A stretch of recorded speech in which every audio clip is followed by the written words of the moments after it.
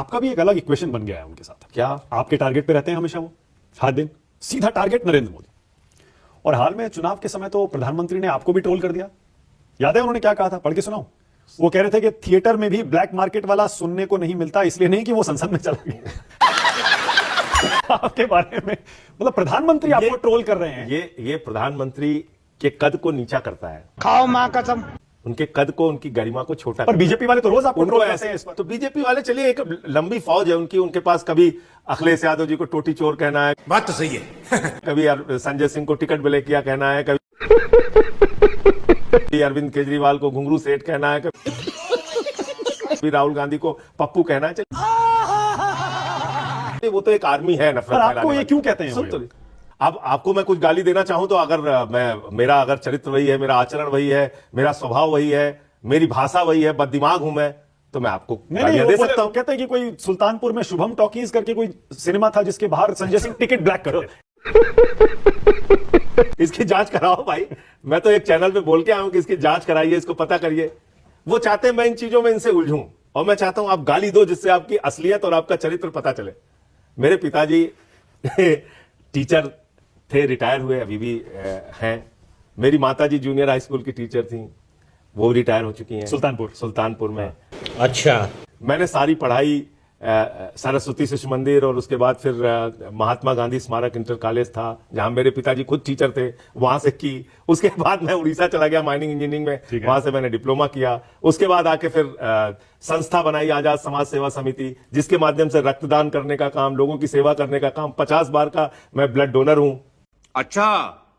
उसके बाद हमारी संस्था ने हजारों यूनिट ब्लड डोनेशन किया। गुजरात का भूकंप आया, वहां गया, सुनामी आई, वहां गया, उत्तराखंड गया, जम्मू कश्मीर गया, नेपाल की आपदा में गया, कोरोना के काल में जितना हो सका काम किया। अब ऐसा आदमी आपको अगर टिकट ब्लैक किया दिखता है और गाली देने वाला दिखता है तो आपको मुबारक है, आप दीजिए। आप भी कोई कमी थोड़े छोड़ते हैं, इसलिए मैं आपको बताता हूं कैसे। इसलिए मैं उनसे उलझता नहीं। आप उलझते हैं, और आप ऐसे उलझते हैं। आप खुद कैमरे के सामने कहते हैं नरेंद्र मोदी कान खोलकर सुन लो, झोला लेकर भागने नहीं देंगे। आप भी तो लगातार उनको टारगेट पर रखते हैं अपने। बात तो सही है। देखिए, झोला लेकर भागने नहीं देंगे, मैंने क्यों बोला? जब प्रधानमंत्री जी ने कहा कि झोला लेके मैं भाग जाऊंगा, चला जाऊंगा, तो मैंने कहा भाई झोला लेके भागने नहीं देंगे, झोला चेक करेंगे कि झोले में क्या क्या है।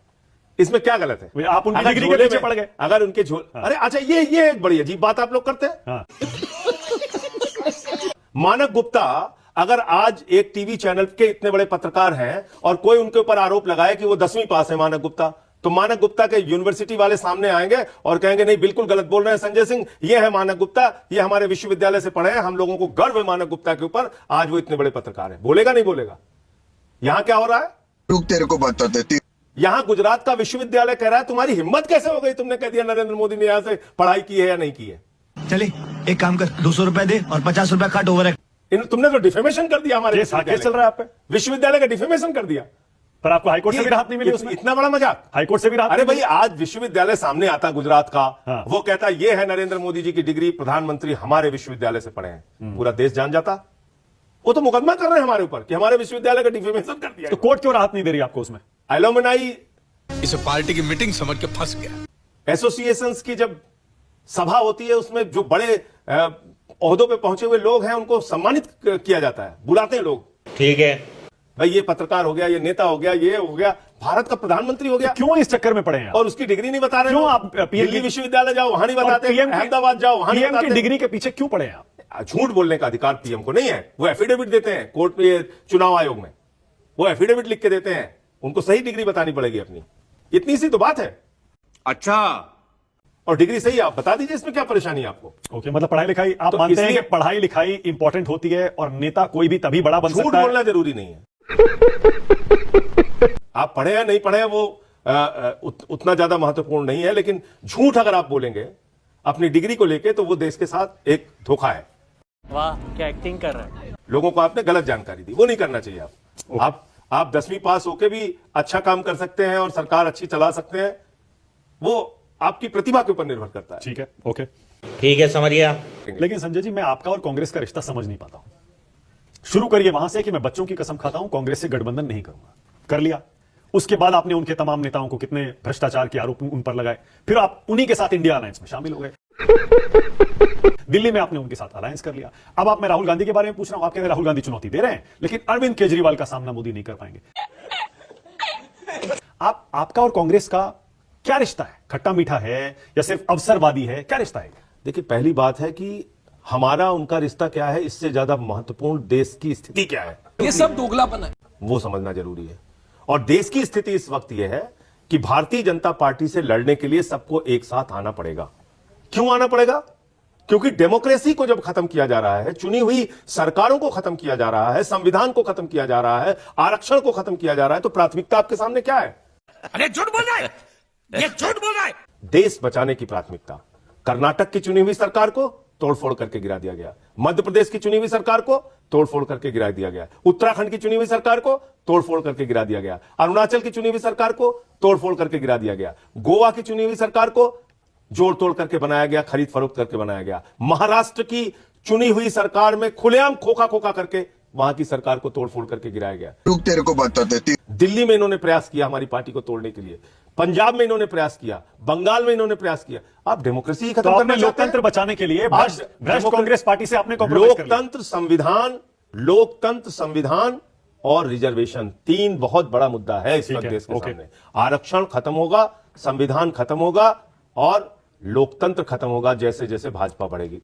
अरे झूठ बोल रहा है, ये झूठ बोल रहा है। तो इसलिए उनको रोकना जरूरी है। ओके, और उसके लिए आपने भ्रष्टाचार के अपने सारे आरोप साइड में रख दिए। इसे पार्टी की मीटिंग समझ के फंस गया। कौन बोल जो रहा है आपने कांग्रेस भ्रष्टाचार? पर लगाए? मैं कह रहा हूं, कौन बोल रहा है भ्रष्टाचार पे? भारत के प्रधानमंत्री जो 70,000 करोड़, एकदम इन्होंने वक्त बदल दिया, जज्बात बदल दिए, जिंदगी बदल दी। सुन तो लीजिए, 70,000 करोड़ के भ्रष्टाचार का आरोप अजीत पवार पे लगाते हैं, दूसरे दिन गले लगा लेते हैं। छगन भुजबल पे भ्रष्टाचार का आरोप लगाते हैं, गले लगा लेते हैं। प्रफुल्ल पटेल के बारे में कहते हैं इकबाल मिर्ची से इनका रिश्ता है, दाऊद इब्राहिम से इनका रिश्ता है, वाह क्या एक्टिंग कर रहा है। गले लगा लेते आपने हैं। और उनमें कोई हेमंत फर्क नहीं हुआ। विश्व शर्मा, इसका मतलब- हेमंत विश्व इसका शर्मा मतलब- पर वाटर घोटाले के, अब बोलने दीजिए मानक जी, हाँ। हेमंत विश्व शर्मा पर वाटर घोटाले की बुकलेट जारी करते हैं, उनको गले लगा लेते हैं। मुकुल राय शुवेंदु अधिकारी पर नारदा शारदा स्कैम में ईडी सीबीआई की जांच सही कह रहे हैं चलती आप, है, बिल्कुल। उनको गले लगा आप लेते बिल्कुल हैं। ठीक कह रहे हैं। माइनिंग के घोटालेबाज जनार्दन रेड्डी को भारतीय जनता पार्टी में शामिल कर लेते हैं। नारायण राणे पर मनी लॉन्ड्रिंग का आरोप लगाते हैं, उनको गले लगा लेते हैं। आप बताइए ना एक नाम। आप ठीक कह रहे हैं, बिल्कुल मैं सहमत आप हूं बताइए। आपसे। इसका मतलब आपने देश और भर उनमें के कोई फर्क सारे नहीं। देश भर के सारे भ्रष्टाचारी आज भारतीय जनता पार्टी के साथ हैं। मैंने आपका ये पॉइंट मान लिया और कि बीजेपी ने इस पर कॉम्प्रोमाइज किया, पूंजीपतियों में भी लाई, लेकिन आपने भी किया ना। पढ़ी, आपने भी किया ना। पता नहीं आपने संजय चलाया जी, कि मान नहीं लीजिए, चलाया। मान लीजिए। पता- आपने भी किया ना। सुन तो लीजिए, मैं आऊंगा, अपने पे भी आऊंगा। और उन आरोपों का क्या हुआ फिर? उन आरोपों पर आपका स्टैंड आज अगर पूछा जाए, जो आपने पहले लगाए थे, हालांकि आपने उन पर माफी लिखी, कोर्ट में जब डेफेमेशन के केस हुए, मानहानि के केस हुए, आपने माफी मांगी। हम कह रहे हैं लेकिन आपने कम से कम 100, 125, 150 नेताओं पर यह आरोप मैं लगाया। आपसे कह रहा हूं कि कौन 10 साल से सरकार किसकी है, करिए जांच सारी चीजों की। अरे जांच आरोप तो करिए। आपने लगाए थे भाई जांच करिए ना, सरकार तो आज की तारीख में बीजेपी की है ना, हाँ। जांच करिए सारी चीजों की। वो आरोप सही थे या नहीं थे जो आपने लगाए थे? हमने जो कागजात उस समय दिखाए थे, सारे तथ्य सामने रखे थे, उसकी जांच होनी चाहिए, करिए जांच आप। ओके, आरोप लगाए थे, फिर उन्हीं के साथ गठबंधन कर लिया। फिर आप यही, फिर आप प्राथमिकता आपकी क्या है इस वक्त? ठीक है, क्या भारत के संविधान को पर बर्बाद ऐसा होने नहीं दिया है। जाए? ठीक है, मैंने मान लिया। क्या इस देश के लोकतंत्र को खत्म पर कर संजय दिया जी, जाए? एक चुनी हुई तरफा सरकारों को ये खत्म एक तरफा कर दिया नहीं है, जाए? एक तरफा नहीं है। कांग्रेस पार्टी ने भी आपके ऊपर आरोप लगाया। शराब घोटाला सबसे पहले कांग्रेस पार्टी ने उठाया, और अभी तो रुको, क्लाइमैक्स अभी बाकी है। इसीलिए कहते हैं अवसरवादी गठबंधन बनाया। शराब घोटाला कहां सामने आ रहा है? देखा आपने? कांग्रेस पार्टी ने सबसे आपने पहले देखा उठाया। कहां आया सामने? आपने देखा? ओके, फिर आपने भी छत्तीसगढ़ में भूपेश बघेल सरकार पे आरोप लगा दिया था कि वहां भी शराब घोटाला हुआ है। देखिए ऐसा है, ये घोटाले के आरोप क्या यूं ही लगा दिए जाते हैं क्या? देखिए ऐसा है, मैं कह रहा हूं कि जो भी आरोप लगाए, कोई भी लगाए, XYZ लगाए, उसकी जांच कीजिए और उसके बाद कार्रवाई कीजिए उसके ऊपर। उसकी जांच करिए, आपके पास और बुनियादी एजेंसियां सवाल हैं, पूछूं आपसे, पूछिए।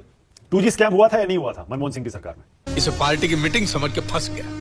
अब देखिए, जो कोर्ट की कार्रवाई चलने के बाद कोई फैसला आ गया तो उस पर हम कैसे टिप्पणी कर सकते हैं, या कोई कैसे टिप्पणी कर सकता मतलब कोर्ट के फैसले में 2G स्कैम नहीं माना गया तो आप मानते हैं कि आपकी गलती थी? 2G स्कैम पर आपने गलत आरोप लगाए थे? नहीं, उस समय जो पूरा हमारे आंदोलन सामने- अन्ना हजारे उस का जो समय- चला था, उस समय वो हमारे- गलत था? उस समय हमारे सामने जो कागजात आए थे, अरे भारत के प्रधानमंत्री कह रहे हैं अडानी अंबानी टेम्पू में पैसा लेके जा रहे हैं। एकदम इन्होंने वक्त बदल दिया, जज्बात बदल दिए। और दूसरे दिन अपने कॉमनवेल्थ शपथ ग्रहण में बुला लेते हैं। कॉमनवेल्थ आप उनका नाम नहीं लेते। नहीं, बिल्कुल ठीक है। कॉमनवेल्थ आप सही कह रहे हैं। देखिए, संजय सिंह मान लीजिए किसी के बारे में आरोप लगाए तो हो सकता है उनके पास कागजात की कमी हो, जानकारी की कमी हो। मानक गुप्ता उनके ऊपर आरोप लगा सकते हैं कि भाई आपने जो आरोप लगाया ये पूरी तरह सत्य नहीं था। लेकिन भारत के प्रधानमंत्री ठीक है, जिन लोगों पे 70,000 करोड़ का आरोप लगाते हैं, कुछ तो कागजात सही कह होंगे उनके बिल्कुल। पास। कॉमनवेल्थ भारत के घोटाला- प्रधानमंत्री अडानी अंबानी पे जो आरोप लगाते हैं, कुछ तो कागजात होंगे उनके कॉमनवेल्थ पास। स्कैम हुआ था या नहीं हुआ था? मैं कह रहा हूं जिस मामले में भी कोर्ट के या जांच एजेंसियों के सारी कुछ जांच होने के बावजूद अगर कोई कार्रवाई नहीं हुई और बरी हो गए लोग, तो उस पर टिप्पणी करने कोल का स्कैम, अधिकार- कोयला घोटाले में तो बहुत लोग कन्विक्ट भी हुए हैं, सजा हुई है। आपको कोल स्कैम की असलियत पता है? आज की तारीख में कितना बड़ा कोल स्कैम हुआ है, उस पर कभी किसी चैनल ने चर्चा किया? जिस कोल स्कैम की चर्चा आप उस वक्त की, जो हम सब सारे लोगों ने किया, उसका 2 गुना ज्यादा कोल स्कैम इस समय हुआ। एकदम इन्होंने वक्त बदल दिया, जज्बात बदल दिए, जिंदगी बदल दी। कहीं उसकी चर्चा नहीं हुई। वही भारतीय जनता पार्टी कोर्ट में जाके आप कह रही है कि नहीं साहब, वही स्कीम ठीक थी जिसका हमने विरोध किया था। उनसे कोई सवाल नहीं पूछता। कोयला की खदानें बांटने का वही तरीका ठीक था जो कांग्रेस के समय में था। कोर्ट में जाके कहा इन लोगों ने। खत्म, bye bye, tata, goodbye, गया।